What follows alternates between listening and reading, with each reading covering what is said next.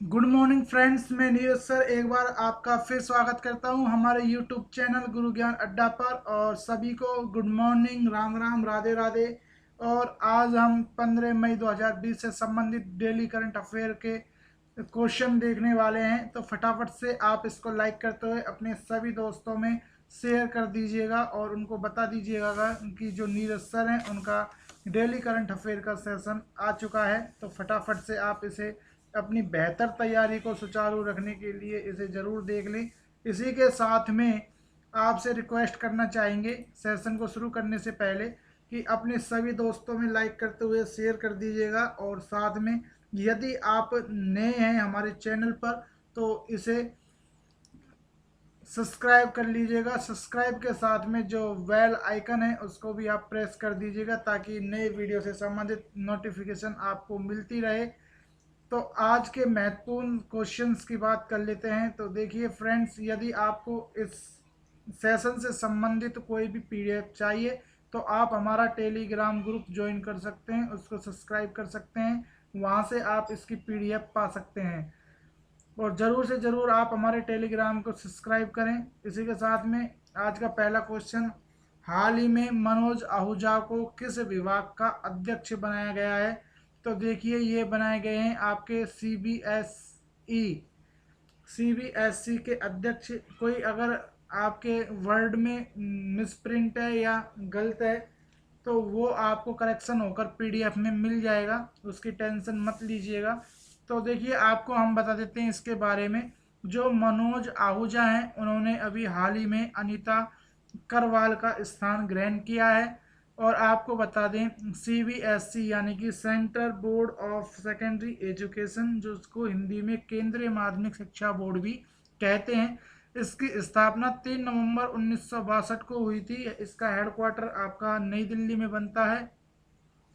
और 2019 तक इसके अंडर में 21,499 स्कूल इसके अंडर थे। इसी के साथ ही जो ये हमारा सीबीएसई जो सीबीएसई जो है ये हमारा केंद्रीय मानव संसाधन मंत्रालय के अंतर्गत आता है। थोड़ी सी तबीयत खराब है तो इसलिए आपसे रिक्वेस्ट करना चाहेंगे कि थोड़ा सपोर्ट करें। तो जो आज हमारा जो इसका मुख्यालय है वो आपका नई दिल्ली में बनता है। और जो हमारे वर्तमान में मानव संसाधन विकास मंत्री हैं वो हैं रमेश पोखरियावाल निशंक। और ये लोकसभा क्षेत्र हरिद्वार से चुनकर 17वीं लोकसभा में आए हैं।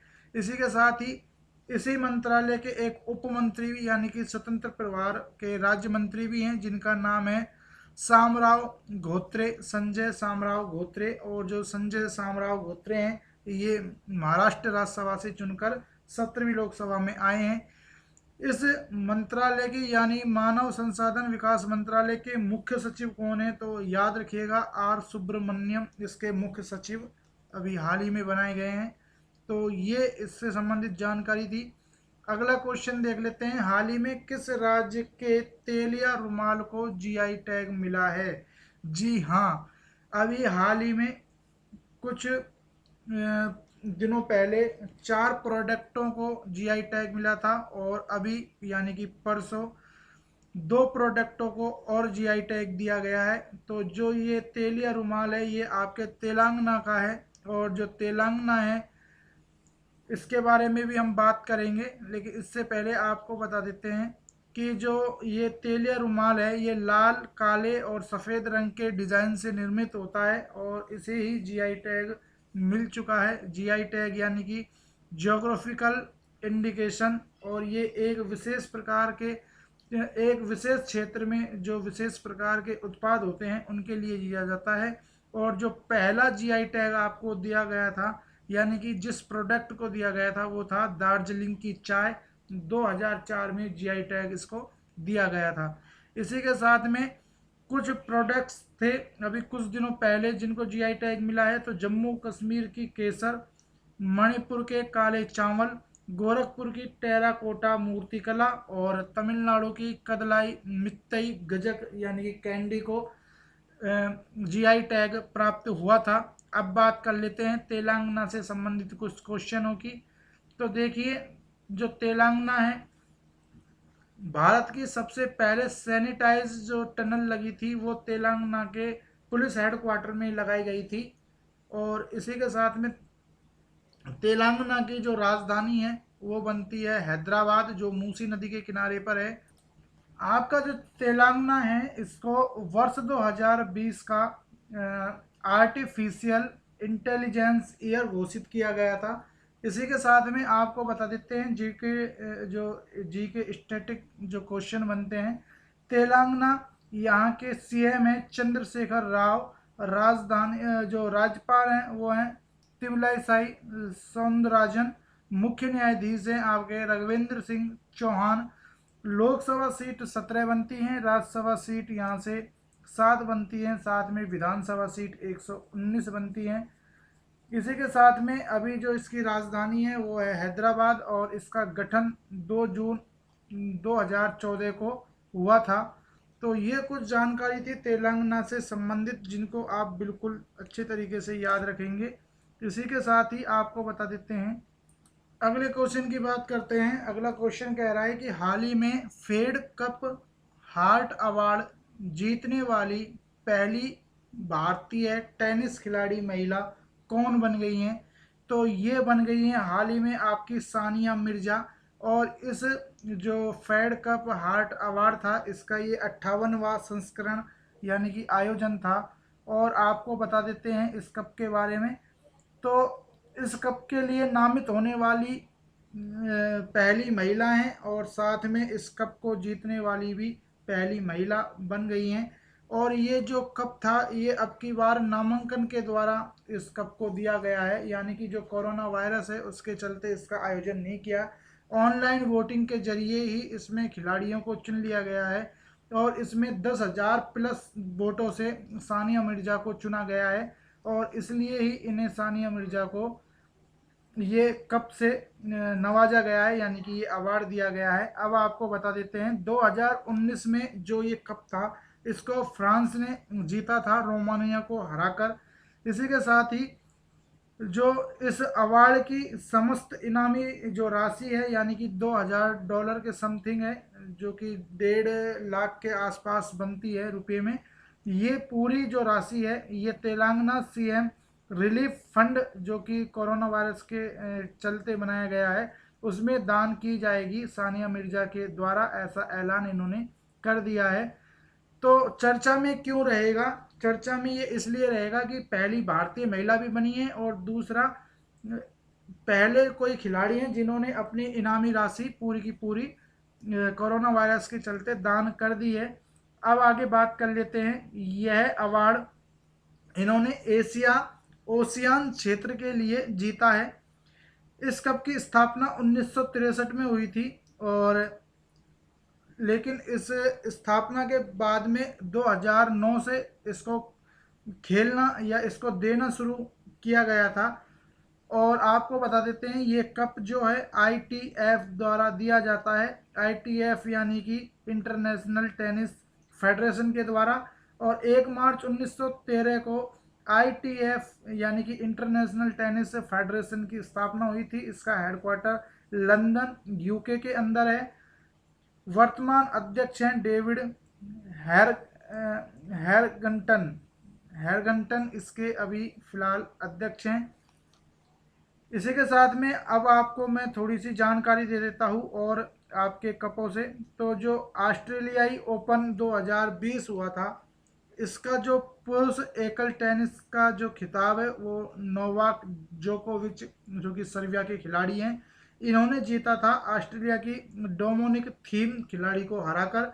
इसी के साथ में ऑस्ट्रेलियाई ओपन 2020 महिला एकल जो खिताब था ये सोफिया केनन, जो कि USA की हैं, इन्होंने जीता था स्पेन की खिलाड़ी गार्विक मुगरुचा को हराकर।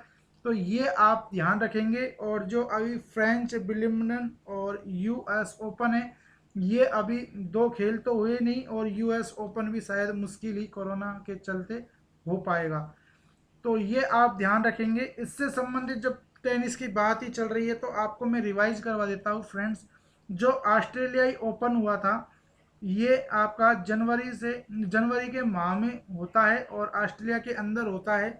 अब आपको मैं बता देता हूँ 2019 का जो ये चैंपियनशिप थी वो नोवाक जोकोविच जो सर्बिया के टेनिस खिलाड़ी है उनके द्वारा जीती गई थी, एकल पुरुष ऑस्ट्रेलियाई ओपन जो जीता गया था। और जो ऑस्ट्रेलियाई ओपन है ये हार्ड कोर्ट पर खेला जाता है।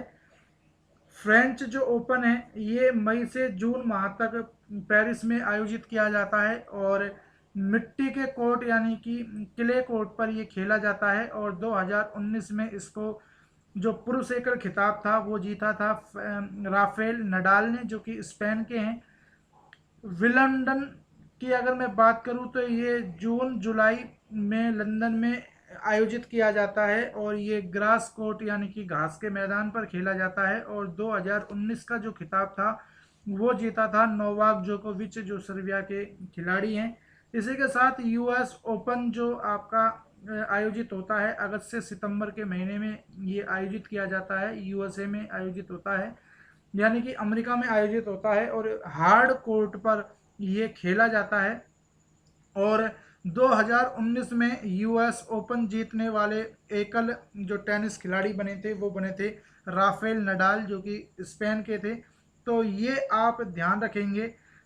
देखिए, इसी के साथ ही अगले क्वेश्चन की चर्चा कर लेते हैं। अगला क्वेश्चन हमारा बन जाता है, वर्ष 2020 F1 यानी कि जो फार्मूला रेस होती है उसकी बात हो रही है। सीजन के अंत में फरारी से अलग होने वाले जर्मन खिलाड़ी का नाम क्या है? यानी कि इस F1 के एक खिलाड़ी हैं जिन्होंने इससे संन्यास लेने की घोषणा कर दी है, जिनका नाम है सेबेस्टियन विटल। और जो सेनेस्टियल विटल है ये आपको मैं बता दूं, मेरे ध्यान आ रहा है Indian grand prix formula 1 race हुई थी 2011 में, उसको भी इन्होंने जीता था और ये इनकी 11वीं जीत थी। अब तक ये 4 बार विश्व चैंपियन रह चुके हैं और इसी के साथ ही 14 बार इस रेस को जीत चुके हैं। अब आपको हम बता देते हैं, कुछ समय पहले ही जो F1 sport Chinese virtual graphics championship हुई थी उसमें चार्ल्ड लेकन ने इसको जीता था और ये भी फरारी के ही ड्राइवर हैं यानी कि फरारी के लिए ही खेलते हैं या गाड़ी चलाते हैं। भारत में जो F1 रेस हुई थी वो अक्टूबर 2011 में आयोजित की गई थी और ये की गई थी आपकी बुद्ध इंटरनेशनल सर्किट में, जो आपका उत्तर प्रदेश के ग्रेटर नोएडा में पड़ता है, वहाँ पर इसका आयोजन किया गया था। अब आपको बता देते हैं कि जो वर्तमान 2020 में वर्ल्ड चैंपियन कौन है F1 के, तो जेम्स बटन जो हैं वो F1 के 2020 में विश्व चैंपियन हैं।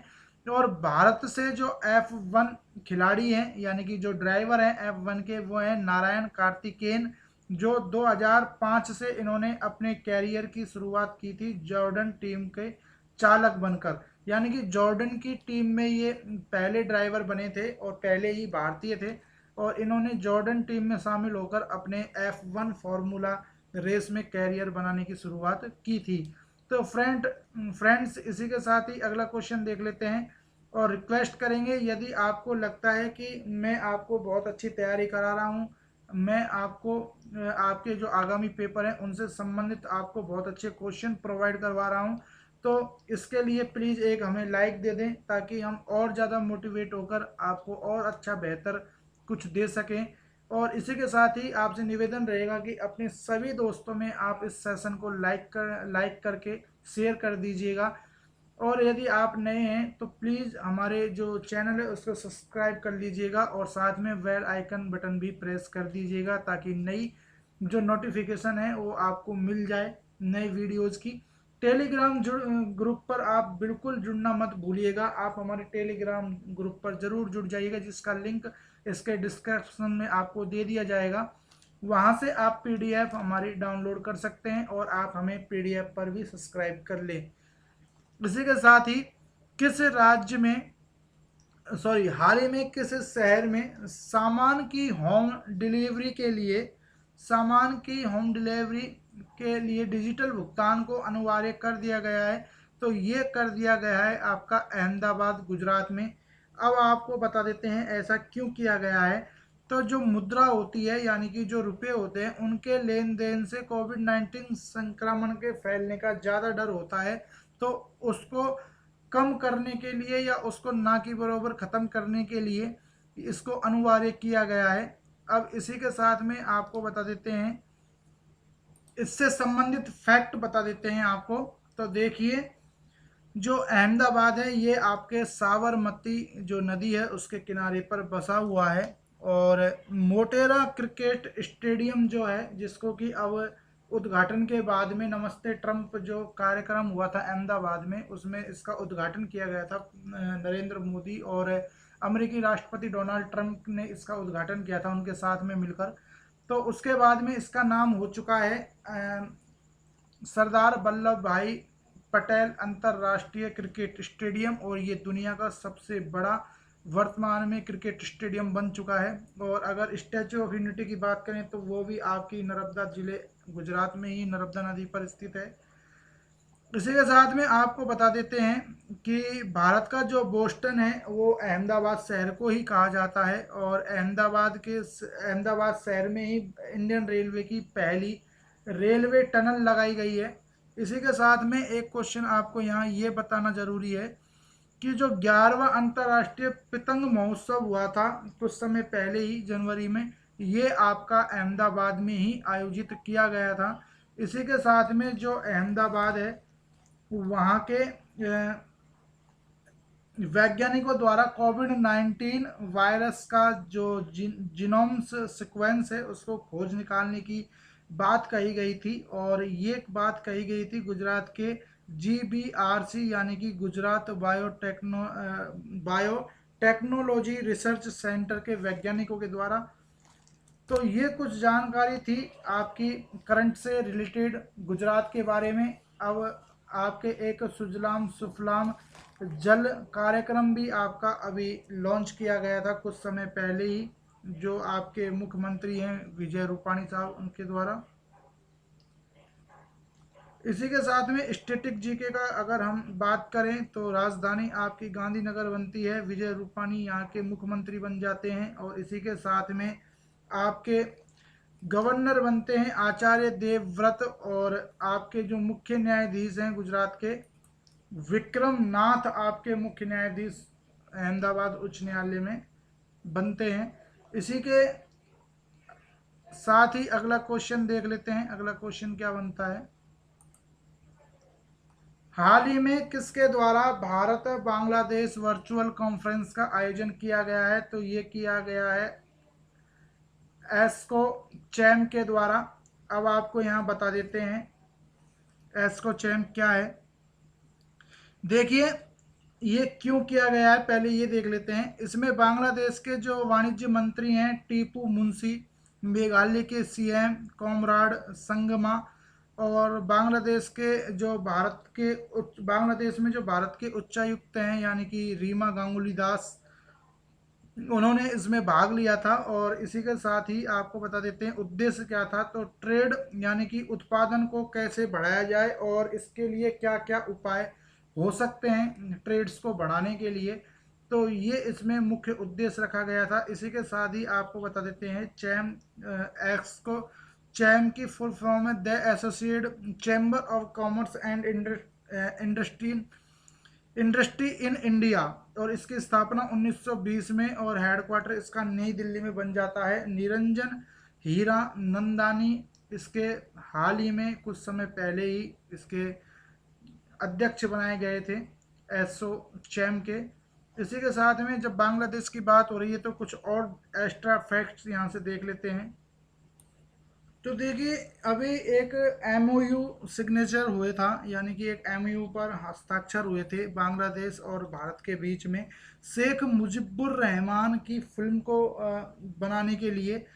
इसी के साथ में अगर आपको मैं बताऊं तो मुझे ध्यान आ रहा है कि इंडिया बांग्लादेश के बीच में एक संप्रति नामक युद्धाभ्यास भी होता है ग्लोबल वैक्सीन अवार्ड 2019 में, और कलाम एक्सीलेंट अवार्ड 2019 में शेख हसीना को दिया गया था जो कि प्रधानमंत्री हैं आपकी बांग्लादेश की।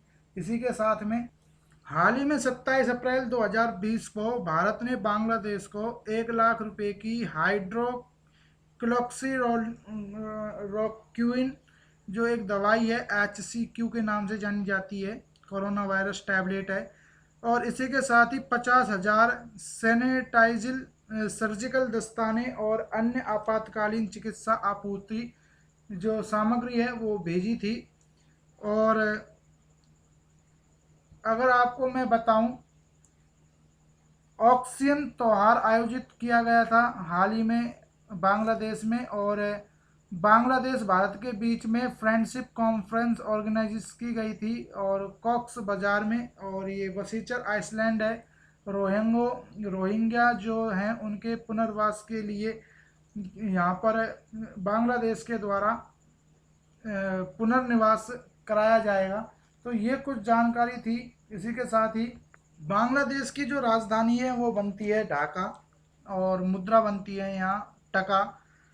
प्रधानमंत्री शेख हसीना, राष्ट्रपति अब्दुल हमीद। और आपको यहाँ एक जानकारी और दे देते हैं कि जो सुरेंद्र कुमार सिन्हा हैं वो बांग्लादेश के पहले हिंदू न्यायाधीश यानी कि सुप्रीम कोर्ट के मुख्य न्यायाधीश भी रहे थे, और 17 जनवरी 2015 से 11 नवंबर 2017 तक ये यहाँ के मुख्य न्यायाधीश के तौर पर नियुक्त रहे थे।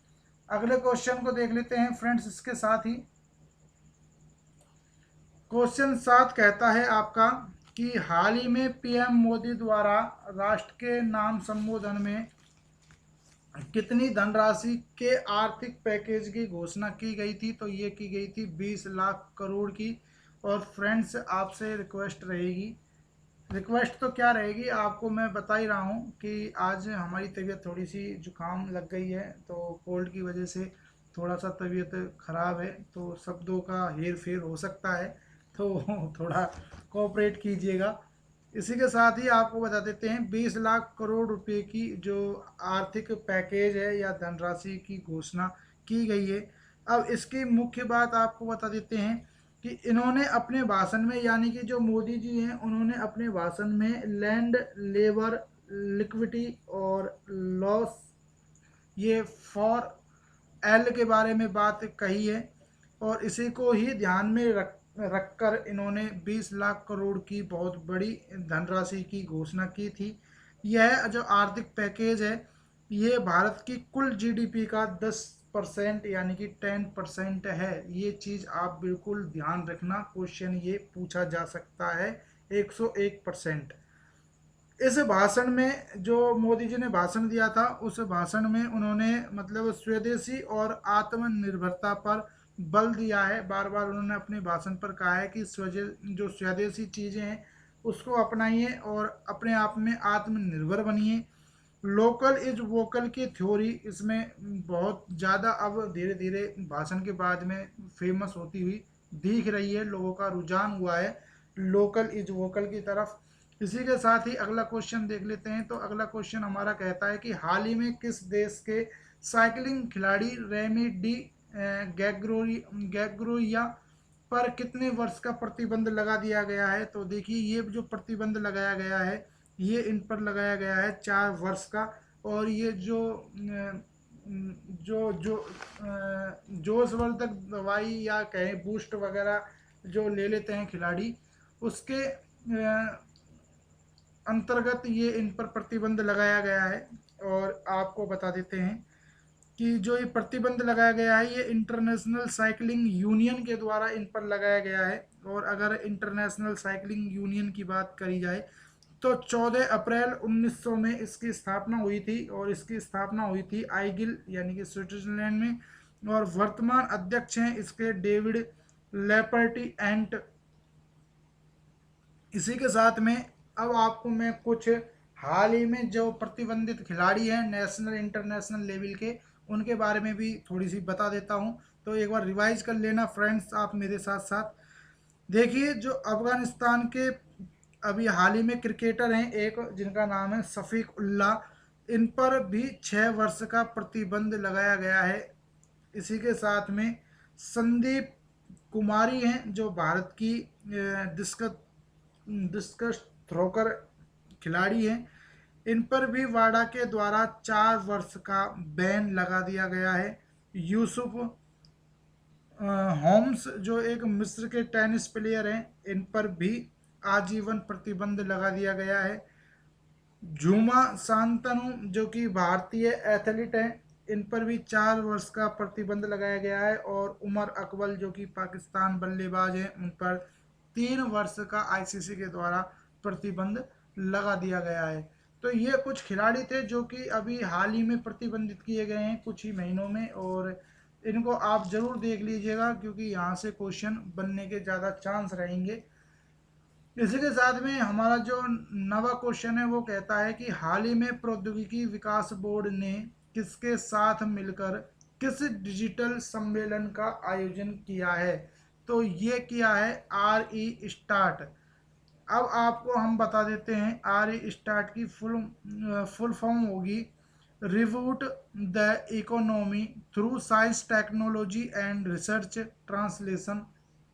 इसी के साथ में जो आपका CII है, यानी कि कॉन्फेडरेशन ऑफ इंडियन इंडस्ट्रीज, इसकी फुल फॉर्म बनती है। और 11 मई को जो हमने नेशनल टेक्नोलॉजी यानी तकनीकी राष्ट्रीय तकनीकी दिवस बनाया था, उस पर इसका आयोजन किया गया था। तो बस हल्की सी नज़र से देख लेना, ज़्यादा इम्पोर्टेंट नहीं था, लेकिन हमने क्वेश्चन ये शामिल कर लिया। इसी के साथ ही आज का जो अंतिम क्वेश्चन रहेगा वो रहेगा हाल ही में किसने गूगल क्लाउड द्वारा भारत में उपाध्यक्ष के रूप में शपथ ली है। तो ये हैं आपके अनिल बंसाली जी, और ये माइक्रोसॉफ्ट के पूर्व कार्यकारी अधिकारी भी रह चुके हैं, यानी कि एग्जीक्यूटिव ऑफिसर भी रह चुके हैं। तो ये आपके आज इस सेशन से महत्वपूर्ण क्वेश्चन थे जो 15 तारीख है उससे संबंधित। तो इन क्वेश्चंस को आप ढंग से रिवाइज कर लेंगे, 1-2 बार इस वीडियो को आप देख लेंगे तो उसी में ये याद हो जाएगा। साथ ही अगर आप इनको नोट करते हैं तो अपनी नोटबुक में इनको प्लीज़ रिटर्न वर्क कीजिएगा ताकि आपको कंठस्थ याद हो जाए। इसी के साथ में अपने सभी दोस्तों को इसे शेयर और सब्सक्राइब भी ज़रूर कर दीजिएगा। इसी के साथ में अपने घर पर अपने घर वालों के साथ घर पर सुरक्षित रहिएगा। हालांकि लॉकडाउन में काफ़ी छूट मिल चुकी है, लेकिन लॉकडाउन का बिल्कुल भी गलत फ़ायदा मत उठाना, क्योंकि PM मोदी कह चुके हैं जो सेफ्टी है वो हमारे हाथ में है। तो इसलिए आपसे निवेदन रहेगा कि लॉकडाउन का मतलब के लिए फ़ायदा उठाएं, बेमतलब फ़ायदा ना उठाएं, क्योंकि संक्रमण कभी भी किसी के भी द्वारा कहीं पर भी फैल सकता है। तब आपसे अगले सेशन में मुलाकात होगी, तब तक के लिए सुरक्षित रहें, घर पर रहें। नमस्कार।